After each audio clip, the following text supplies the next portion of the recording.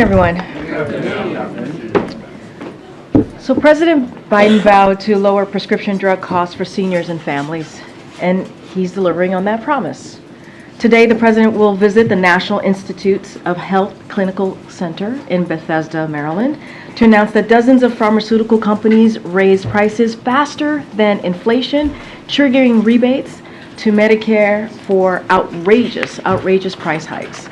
Thanks to the Inflation Reduction Act that every single congressional Republican voted against, we've taken steps to cap the cost of insulin at $35 for seniors, allow Medicare to negotiate lower prescription drug prices, and lock in $800 per year in health insurance savings for 15 million Americans.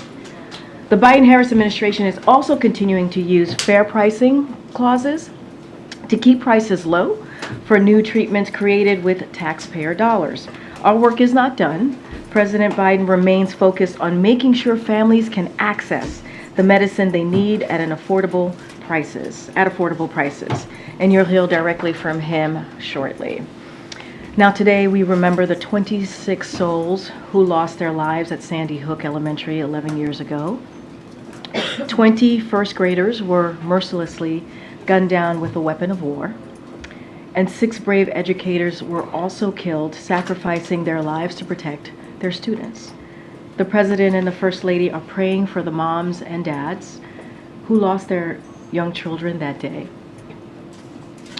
For the family members and survivors in the Newtown community, so many of them have courageously gone on to fight for change and end the gun violence ripping apart lives and communities. As the President said this morning, we should not live like this. This administration is doing everything it can to stop the epidemic of gun violence, but we need Congress to act. We need Congress to act. We need universal background checks. We need a national red flag law. And we must ban assault weapons like the one used to kill these innocent children. Looking ahead to next week, I have 2 pieces of news to share. On Tuesday, December 19th, President Biden will travel to the National Cathedral here in Washington, D.C. to deliver remarks paying tribute to Justice Sandra Day O'Connor at her funeral service. Justice O'Connor dedicated her life to public service and a relentless pursuit to strengthen our democracy by finding common ground, reminding all Americans that there is far more that unites us than divides us. And on Wednesday, the President will travel to Milwaukee, Wisconsin to discuss how Bidenomics is creating a small business boom, lowering costs for hardworking families, and building an economy from the middle out and bottom up.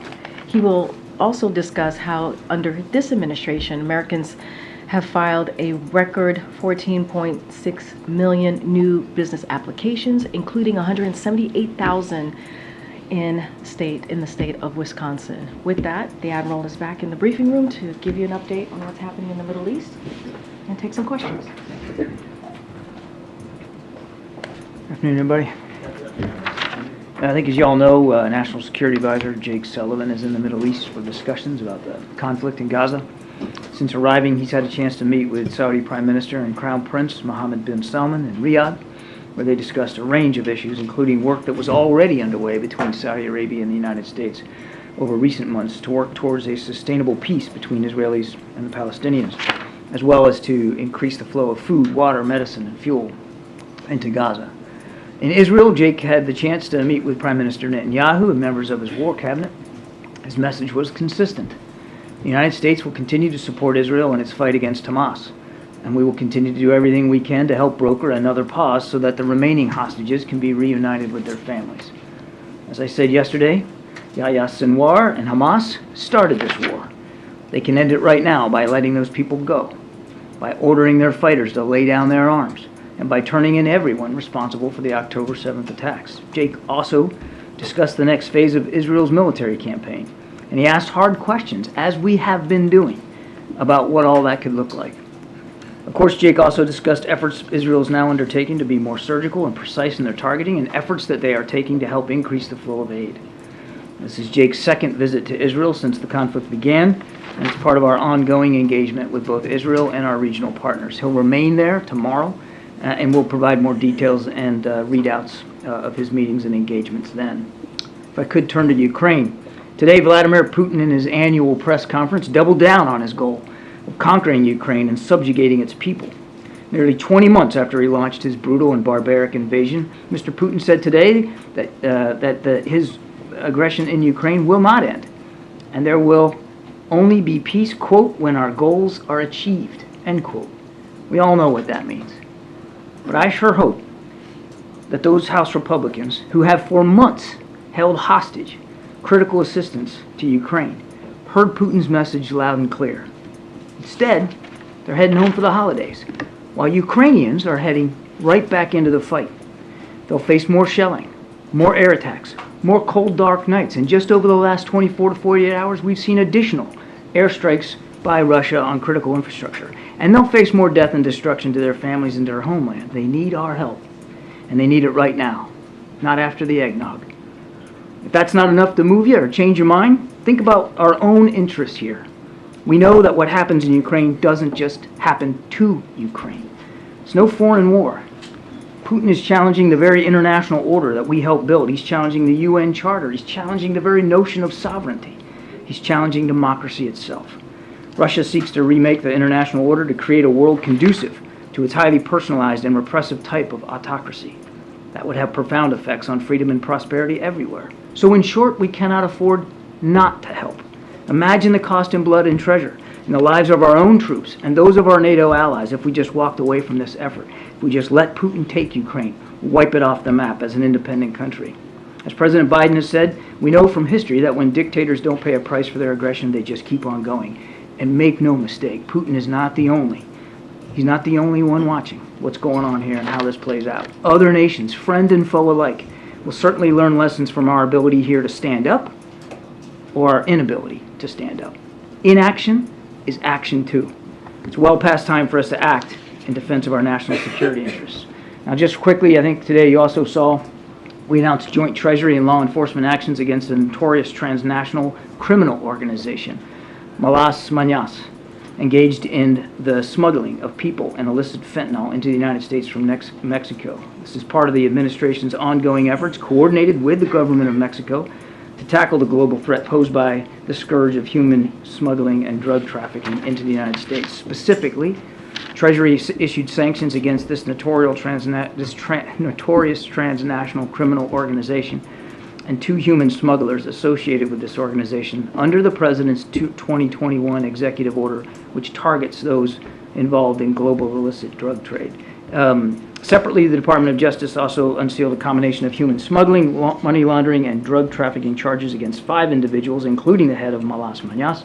And today's actions, of course, were based on a joint investigation by DHS's Homeland Security Investigations and the Drug Enforcement Administration. Thank you.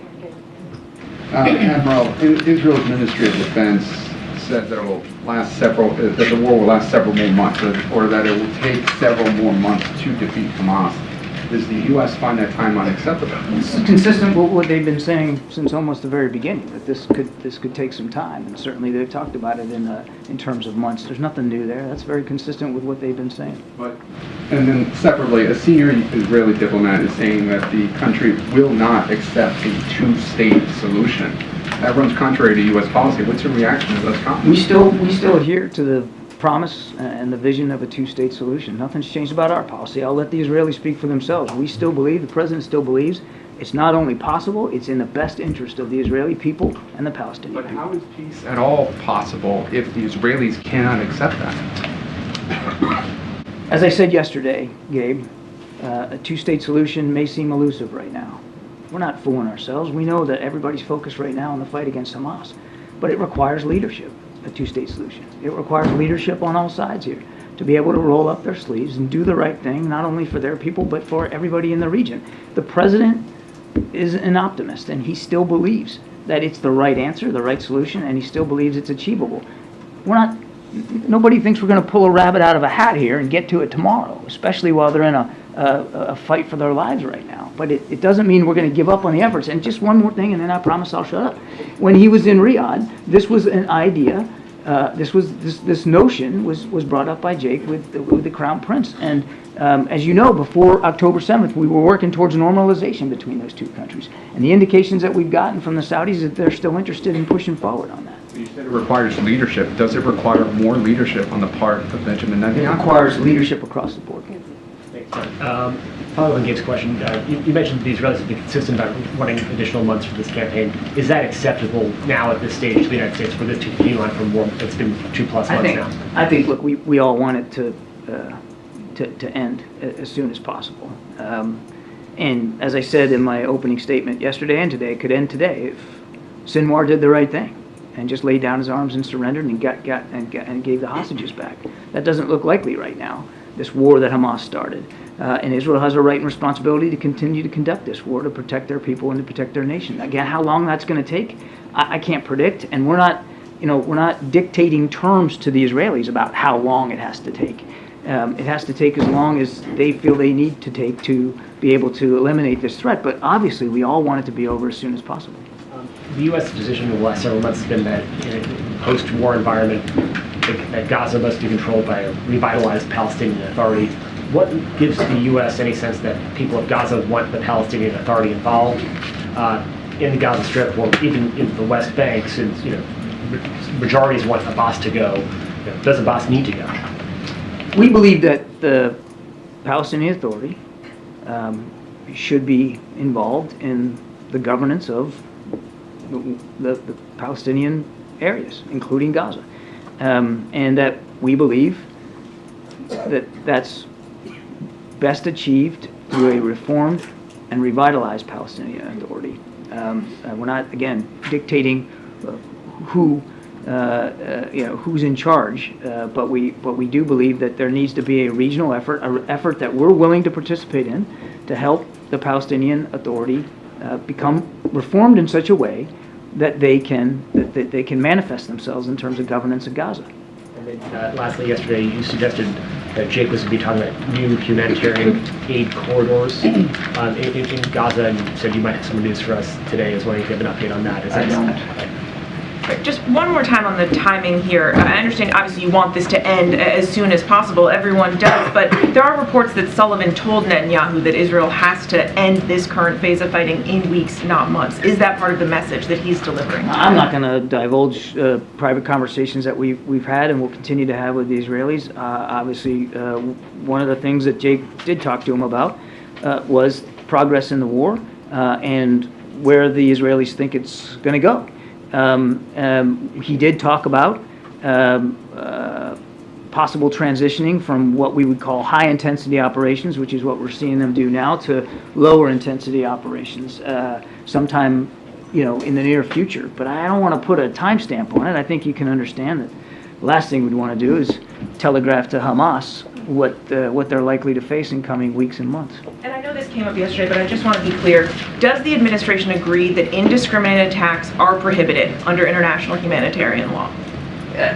If attacks obviously are not done with due concern to civilians, then obviously that's a deep concern. But you've stressed that the president, speaks for American foreign policy. He has said that Israel is engaged in indiscriminate bombing in Gaza. So then, wouldn't it stand to reason that this is a violation? I've answered that question I don't know how many times yesterday. I have nothing more to add on that. The president was referring to concerns that he has and that we have, that we know the intent is there by the Israelis to limit civilian casualties and damage to civilian infrastructure, but sometimes the results don't always come out that way. That's what he was referring to. But you keep stressing their intent, that it's Israel's intent to minimize civilian casualties, but that intention isn't what we're seeing on the ground right now. By the president's own admission, they are bombing indiscriminately. So are you saying that their intent is somehow more important than the result? Both are important. I mean, obviously the most important thing is the results and outcomes, but it has to be driven by a sincere intent to limit civilian casualties. So both are important. Look, I don't think it's useful to revisit the whole discussion from yesterday because you're not going to get a different answer out of me. We don't want to see a single more innocent civilian killed or wounded. One is too many. We've said that over and over again. And we're working hard with the Israelis. And Jake's doing that right now to to get a better sense of what they can do, as I said in my opening statement, to be more surgical, to be more discriminate in their targeting. That's important. At the same time, it's important that they have the tools and capabilities they need to go after a truly genocidal threat represented by Sinwar and these Hamas terrorists. You said that Jake was encouraging the Israelis to start transitioning from high-intensity to lower-intensity operations in the near future. I know you don't want to get into the timeline, but how would the U.S. Describe low-intensity operations? I think that's best left to our discussions with the Israelis and for the Israeli Defense Forces to describe. This is something that they have said they're going to do, and they'll do it in their due course. But again, I don't want to get into too much detail here from this particular podium about that. And if they weren't to transition into those lower-intensity operations in the coming weeks, would the U.S. reconsider its support for Israel at this point? That's a great hypothetical I'm not going to engage. And then you also said that the U.S. remains committed to trying to get back to the table to broker a potential pause to get these negotiations, to get hostages out. But the Israeli government called off a trip by the head of the Mossad to travel to Qatar to restart these hostage negotiations. The war cabinet saying that they felt conditions are not right. Does the U.S. agree with that assessment? We're still working by the hour to try to get a pause back in place so that hostages can get released. I'll let the Israelis speak to their negotiators and where they are and what they're going to focus on. I can tell you one of the things Jake's doing in the region. I mean, if you need proof that we still want to see a pause, just look at where the National Security Advisor is today. I mean, we are engaging at all levels to try to get that back in place, and we still believe it's possible. Yeah, John, I just want to follow up on the West Bank violence. So 275 people have been killed there since October 7th, including 12 just over the last 3 days in Jenin. Are you worried about the violence that you're seeing there and that it could escalate, that it could basically engulf and move the conflict from Gaza, the enclave in the south, to a broader region across the West Bank and potentially even including Palestinians inside of Israel? Yes, and the president has, from a very early time in this conflict, talked about that exact concern, that exact worry. These numbers are troublesome as well, and we are deeply concerned about that. And that is yet another thing that we continue to talk to our Israeli counterparts about. So what exactly is the U.S. plan to sort of help these 2.7 million people that are displaced in Gaza right now? I mean, nearly all of them have been forced from their homes. Winter is coming, it's getting colder, there's no food, That's why even when the pause fell apart, we continued to urge for a flow of humanitarian aid and assistance that was about at that level. Now, we haven't always reached it every day, but we've been trying very hard to keep that level of assistance up. And we're going to continue to do that. I mean, the United States literally is leading the international effort to get food, water, medicine, and fuel into the people of Gaza. And we know that as winter comes, that's going to be even more important. And we're not going to lay off that task. Can you airdrop supplies in? Airdrops can be done, but the best way to do it in Gaza, just because it's so densely populated and so densely urban, the best and safest way to get it in there, in terms of volume as well, is through trucks. Okay, and then just one quick question. Today there was an attack reported on a Maersk cargo ship. Do you know anything more about that? Can you give us any details? I don't have any details on that particular. Are you talking about something in the Red Sea? I'm not familiar with that particular attack.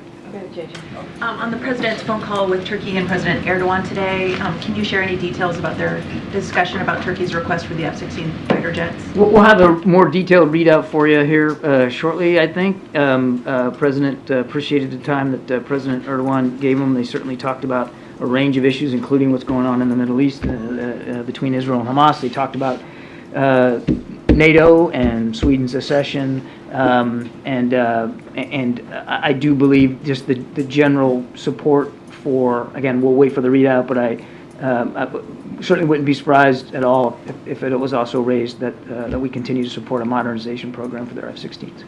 On the defense budget, are you worried that the extension of FISA, which gives the FBI the power to conduct warrantless spying on surveilling on foreign citizens and Americans who they interact with, do you think that's Americans are also at risk of being spied by the government? Are you talking about 702? Yeah, 702. Yeah, look, we have talked about this for quite some time. We believe that 702 gives us very important tools and capabilities to protect the American people by focusing on the collection of useful intelligence overseas. And that's what it's designed to do. And again, we're watching what's going on in the House. The House Intelligence Committee has put forward a full reauthorization of 702 that we think is worth looking at, and we urge everybody in the House to look at it seriously. There's some reforms in there that I think, as I said earlier, might be a little bit difficult for us to sign up to, but in general, 702. Look, I mean, Zawahiri, right? The Colonial Pipeline. I could go on and on of things we were able to help improve our safety and security and to go after threats to that safety and security that 702 gave us. So it's really important. From your experience after 20 years of war in Afghanistan, fighting also ISIS, do you think that Israel is really going to dismantle Hamas with the U.S. corporation? Our own experience tells us that if you can go after the leadership of a terrorist network, and this isn't just a terrorist network, it's also a military organization as well, that you can have a very significant effect on their ability to plan, train, resource, recruit, retain, and execute attacks. We saw that with ISIS. We saw that with Al-Qaeda. So the idea of going after their leaders makes sound military sense. Now, are you going to eliminate the ideology? Probably not. I mean, ISIS still exists in Iraq and Syria, and Al-Qaeda still exists in places, although they've metastasized somewhat. Both groups are radically diminished in terms of their ability to threaten our national security because we focused so much on their leadership. So it can have a profound effect.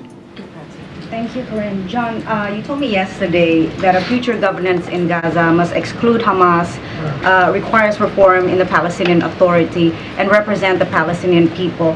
Can you explain what the administration believes to be Israel's role in supporting this, especially if one is to believe allegations that Prime Minister Netanyahu has been working to divide leadership in the Palestinian people, essentially by choking the Palestinian Authority while also supporting Hamas by allowing foreign funds to be received by them?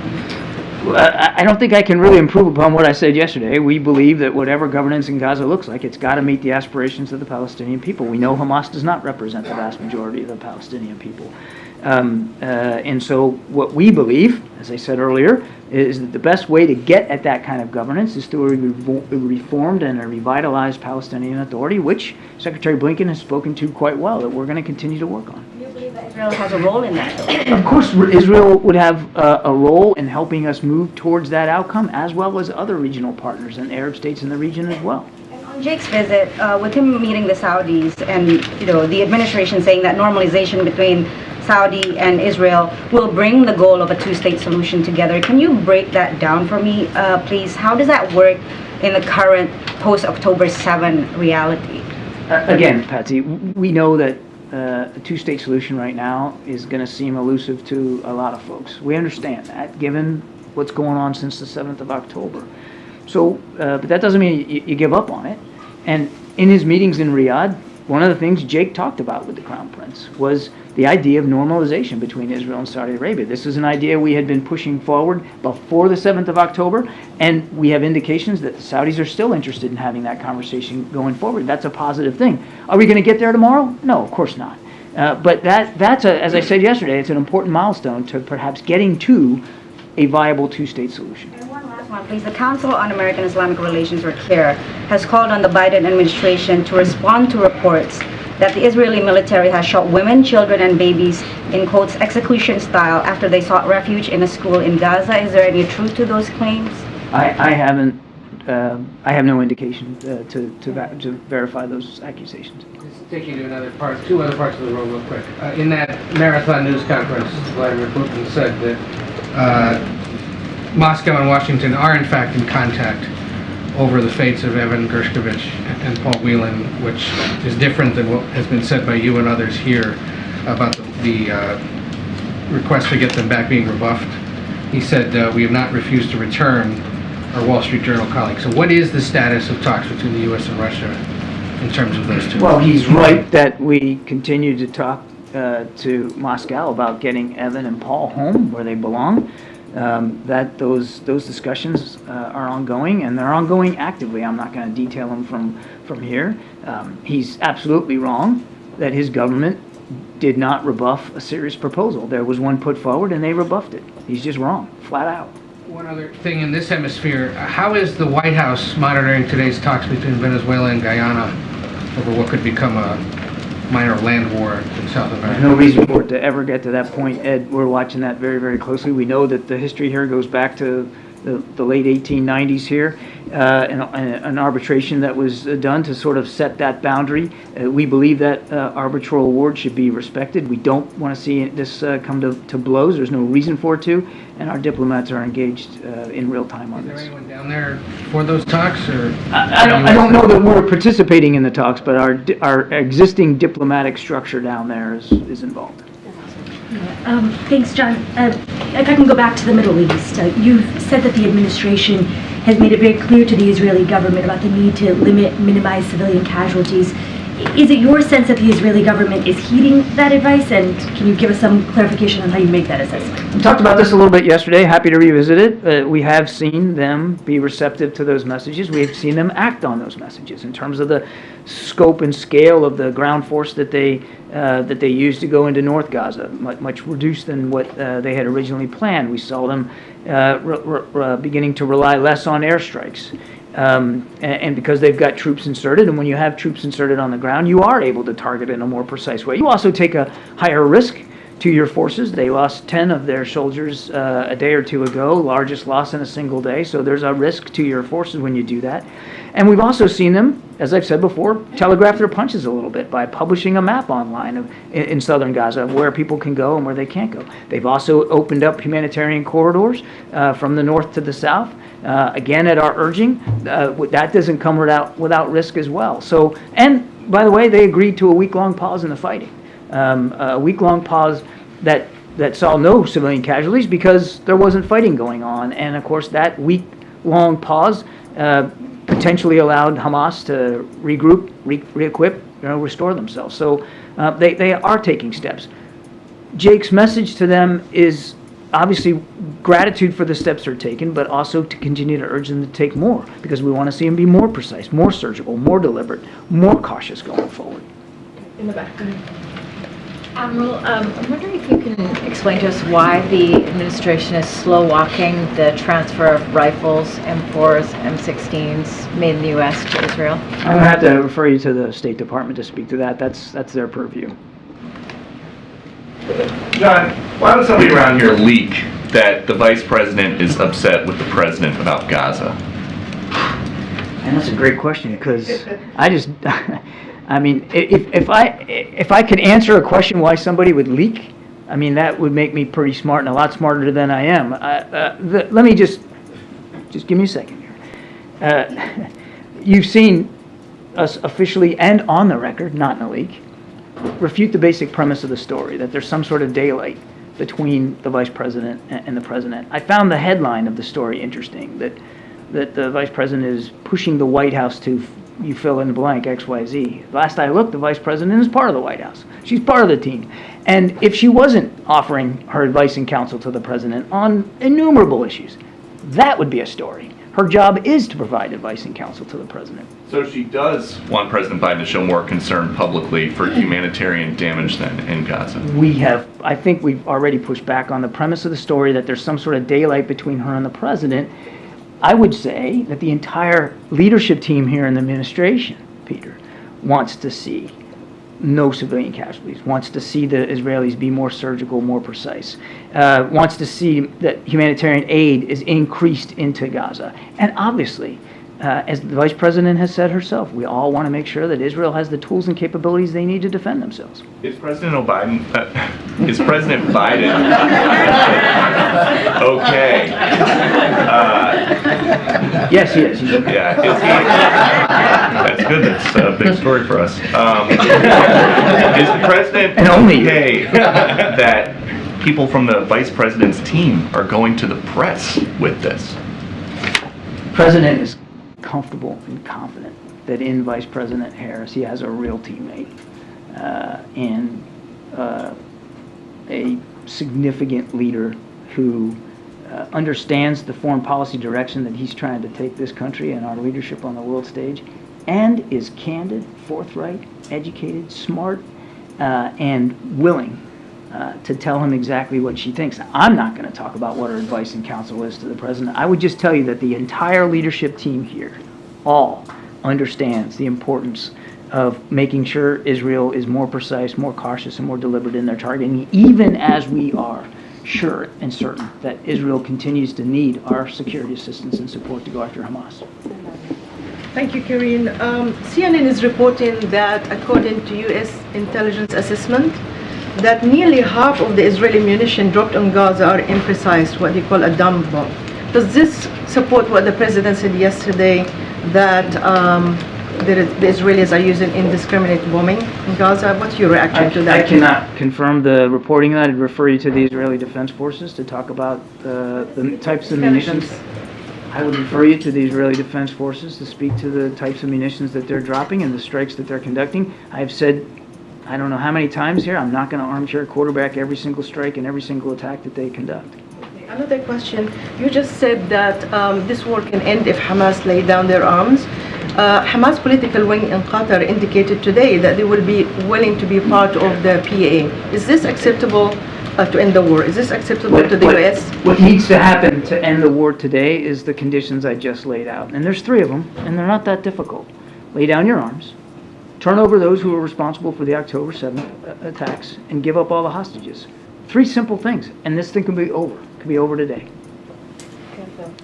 Thank you. I have 2 quick questions. First, I wanted to follow up on your comments about the Palestinian Authority remaining in governance. I'm just curious, as Congress puts together an aid package for Ukraine and Israel, does the president want to see the Taylor Force Act remain in effect, or is he open to U.S. aid going directly to the Palestinian Authority there? You're going to have to refresh my memory on what the Taylor Force Act is. Taylor Force Act prohibits direct funding to the Palestinian Authority so long as their policy of sending aid to the families of deceased terrorists is in effect. Look, this is all part of what we believe should be a reformed and revitalized Palestinian Authority so that they can be credibly and authentically in charge of governance over Palestinian territories.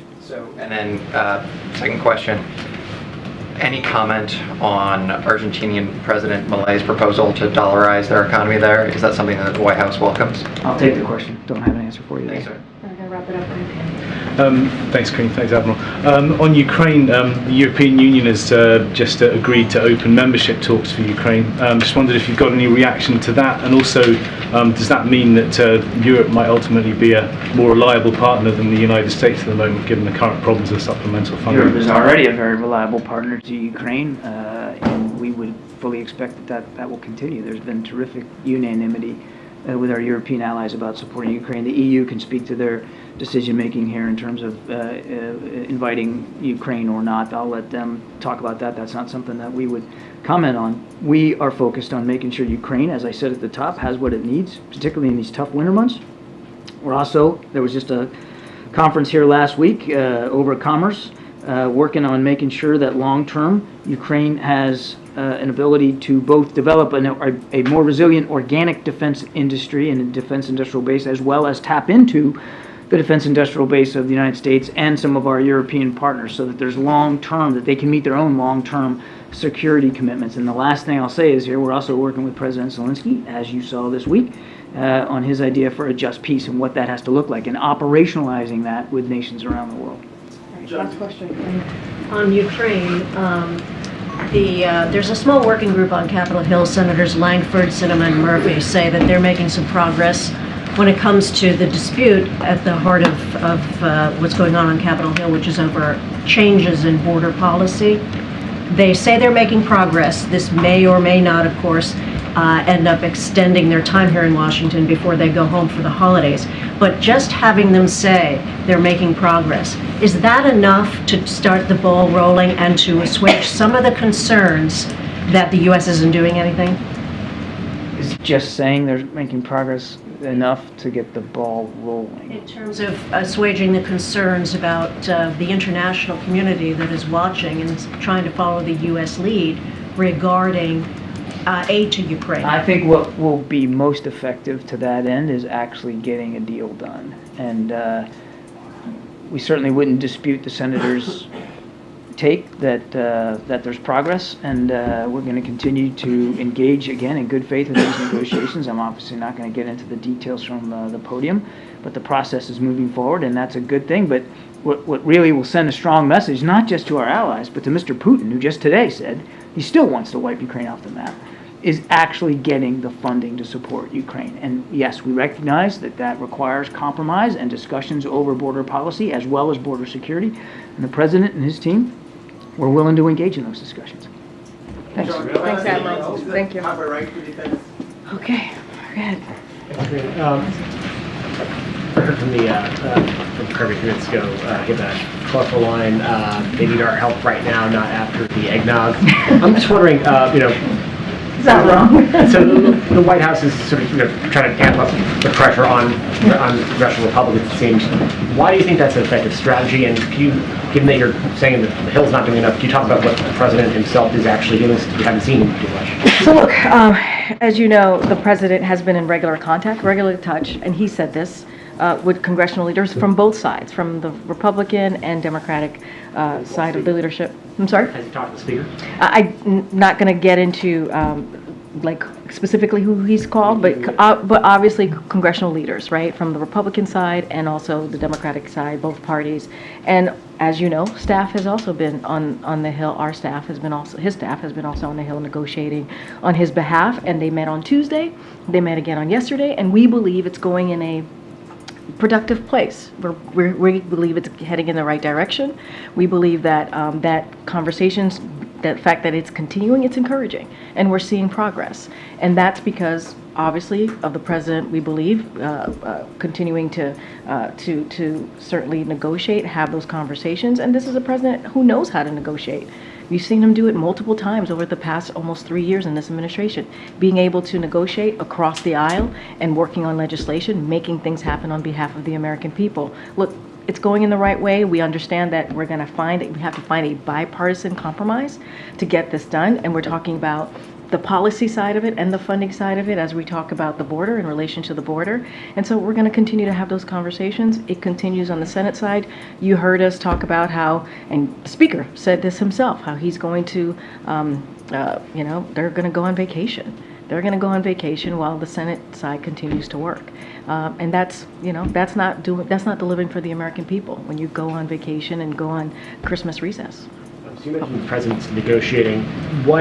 How is he a part of these negotiations? Is the White House now is he personally evaluating proposals? So he's in regular touch with congressional leaders. Don't have any specifics. Not going to negotiate from here. Obviously, his staff has been on the Hill yesterday and the day before yesterday and Tuesday and yesterday, having those conversation on behalf of this president, negotiating on behalf of this president. And so that's where we are. It is going in the right direction, we believe, because those conversations continue, and that's what matters as we talk about the border security and moving forward with making sure we get the supplemental done. And going in the right direction, does that mean that a deal gets done when? I don't have a timeline on the deal. Obviously, we needed to get it done before the end of this year. That's our kind of our timeline here, but I don't have a specifics on if it's going to happen tomorrow, the next day. We just know it's going in the right direction. That's what matters. Okay, JJ. On those Ukraine border deal negotiations, what is your message to those Democratic lawmakers and immigration activists who are worried that the White House is giving up too much in these negotiations? So look, we've been in constant communication with Democrats and obviously the Congressional Hispanic Caucus. I know that they have put some concerns out there or been very clear about their thoughts. Don't have anything to read out on those conversations. Look, here's what the president believes. He believes we need to fix what's happening with the broken immigration system. He believes that that needs to get done, that needs to get fixed, and he's willing to find a bipartisan compromise to get that done. And that's the direction and that's the path that we're taking to try to figure out how do we fix this broken immigration system, something that he has been really talking about since day one with his comprehensive immigration legislation that he put forth.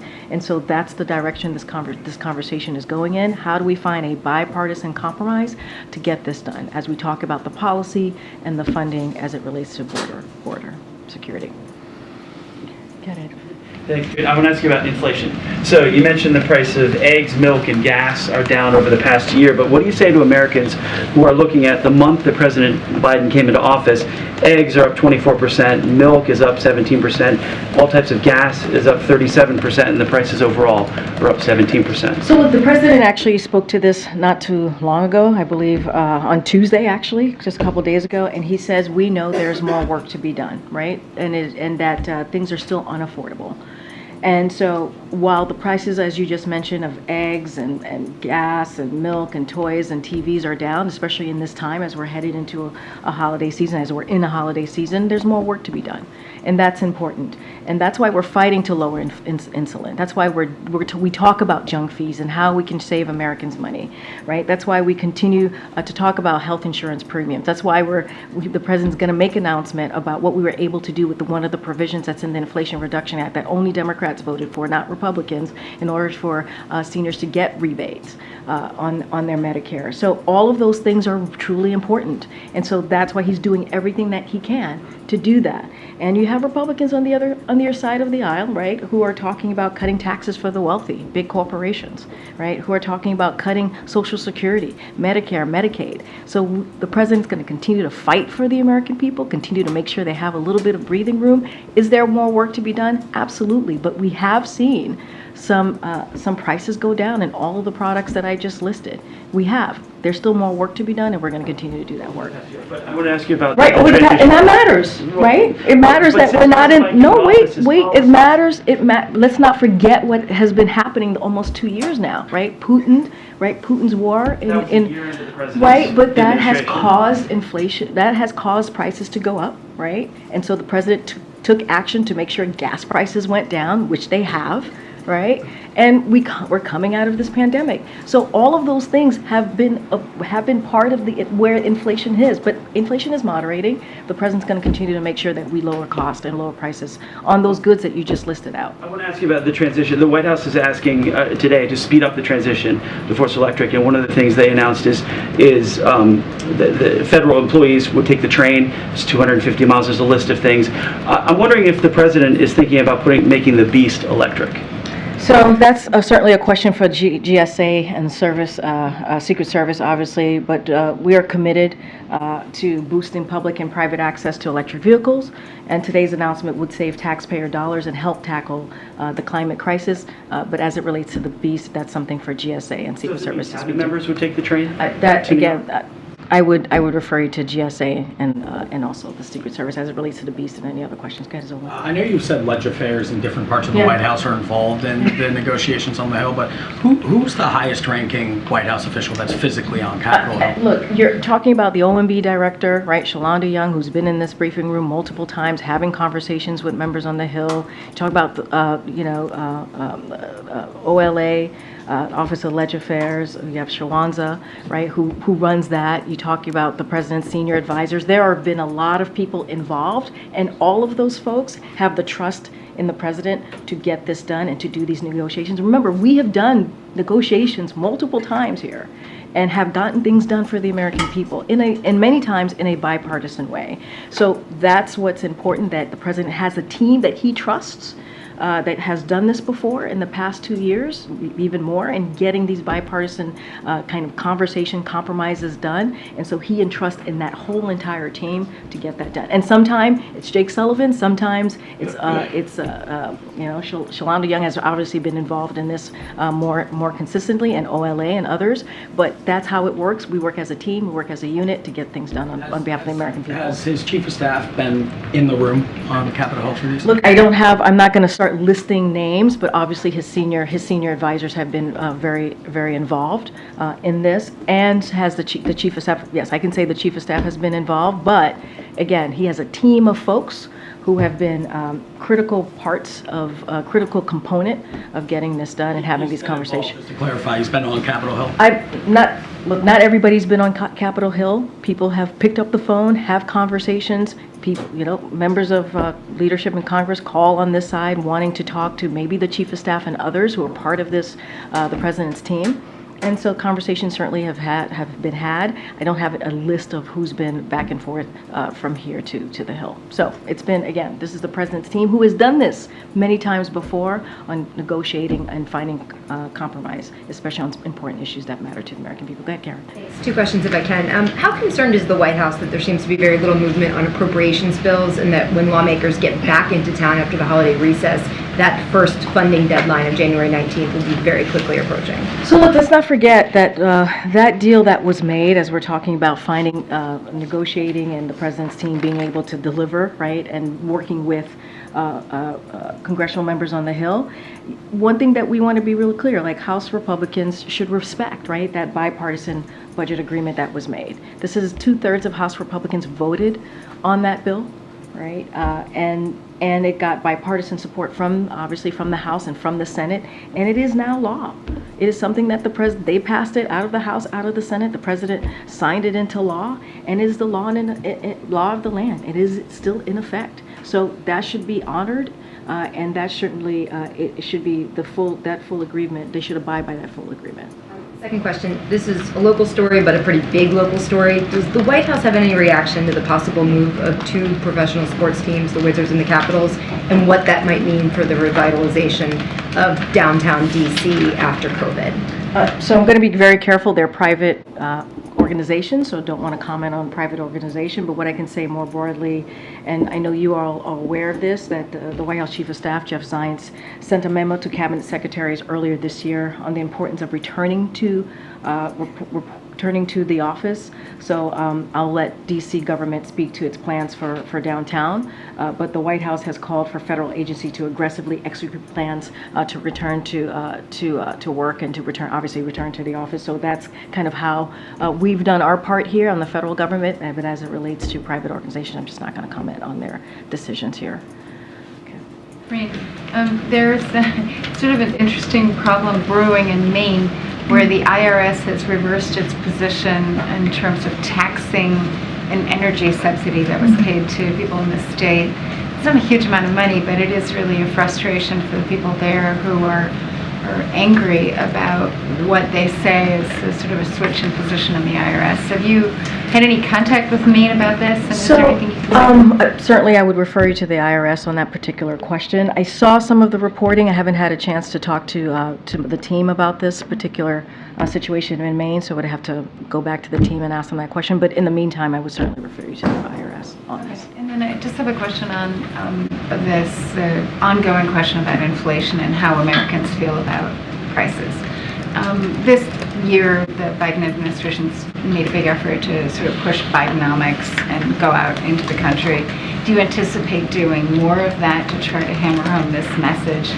And is there, especially sort of in some of the bigger categories, rental, is there anything that you can do short of, or in addition to what's already being done to just alleviate pressure for Americans feeling the sustained brunt of this prices? So inflation is coming down, It's but moderating. prices are still high across the board. I totally understand that. That's why the president said himself, things are still unaffordable, right? That's why he said just recently, just a couple days ago on Tuesday, and he said he's going to continue to do the work to make sure that we lower costs for the American people, which he has done. We've talked about gas prices, we've talked about the products that people, whether it's a grocery store or a TV or what have you, to make sure that costs go down. We talked about junk fees, where he's going to talk about these rebate as it relates to Medicare, and Inflation Reduction Act is so important in that vein, right? And the things that it's been able to do to lower cost.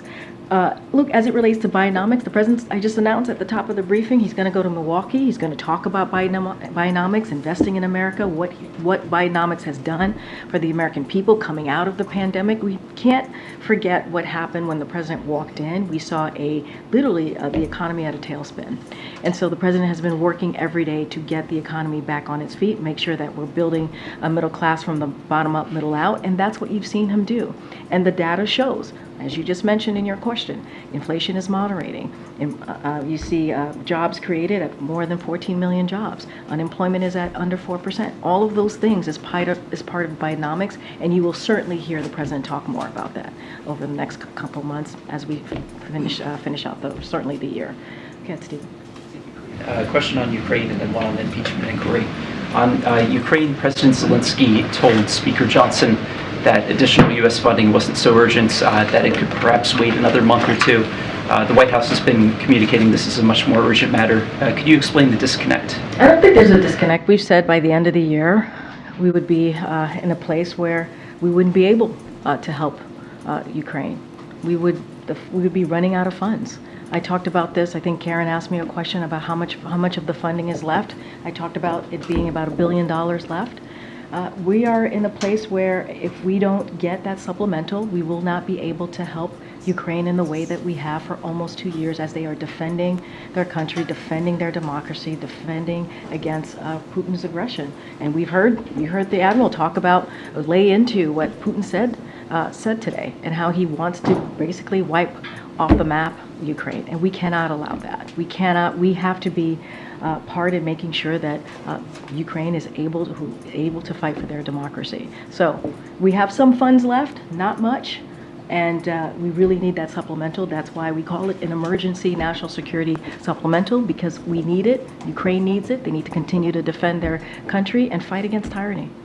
The impeachment inquiry, the House of Representatives voted last night to formally authorize the impeachment inquiry that started in September. For a lot of people at home who only view this in very broad strokes, could you explain to people why the president interacted with so many of his relatives, foreign associates, and why he continues to deny any interaction? How should people think about this? Well, let's be very clear here. And I talked about this yesterday, and I'll talk about it a little bit more. And the president put out a statement yesterday that was very clear. It's, what we're seeing from House Republicans is wasted time, and it is certainly, baseless political stunt. That's what we're seeing. And they're leaving, House Republicans are leaving this week to go, enjoy a nice holiday, right? As most Americans should. But what happened to the funding to Ukraine? You just asked me about Ukraine. They haven't been able to get that done. They haven't been able to help us fix what's going on at the border. They haven't been able to get that done. They haven't been able to start a conversation on how we're going to avert a shutdown in January. They haven't been able to do that. And so, look, there's been zero evidence. Zero evidence. You can ask me about engagement and what the president has done with his family in conversation, but there's no evidence. But there's no evidence. There is no evidence that the president has done wrongdoing. There's none. Absolutely none. None. And that is just a fact. You've heard it from Republicans themselves. So they're wasting their time. Instead of doing the work on behalf of the American people, they go after the president's family. That's a waste of time. Is there an easy way to counter the central message, though, that the president interacted with associates and has been lying about it since? The president is not lying about anything as it relates to what House Republicans are trying to do. It is baseless, it is a political stunt, and it has not proven that the president has done anything wrong. Anything wrong.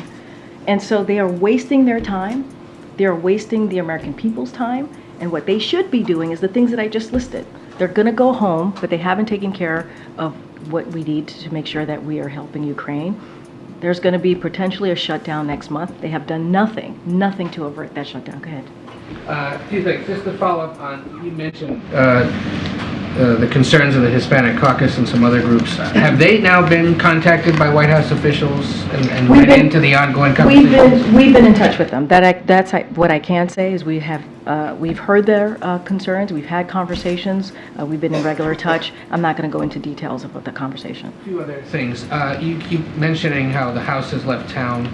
Would the president consider postponing any Christmas vacation plans of his own if Well, there's no deal on we're, Ukraine? we're hoping that a deal is done. I can't talk about changes in the president's schedule. We still have a week left, right, before that happens. We know that the conversation is going well, right? It's going in the right direction, we believe. We're encouraged by that.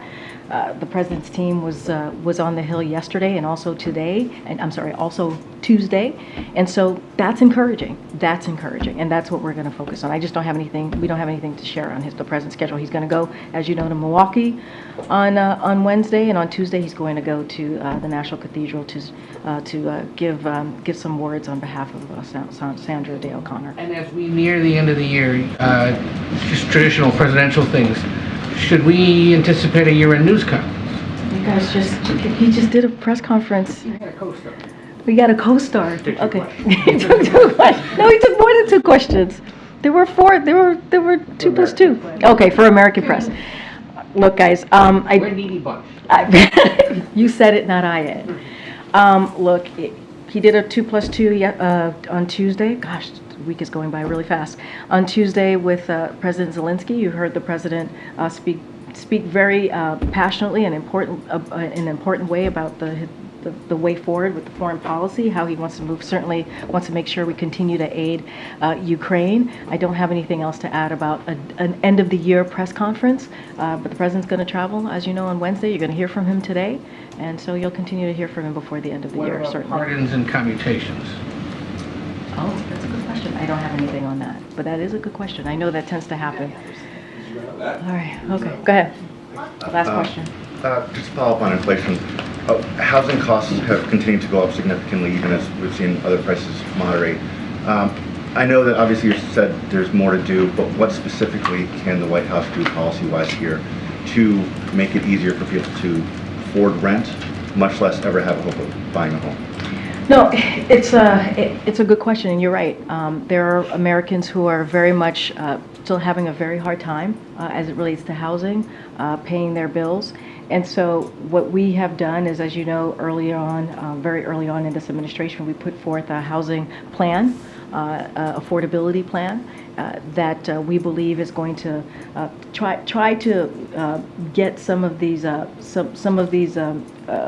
families to get over those hurdles, and we're talking about thousands of families, and we still need to do a lot more work on this, but we certainly have put forth a plan to make sure that we address some of the concerns, and that's why lowering cost.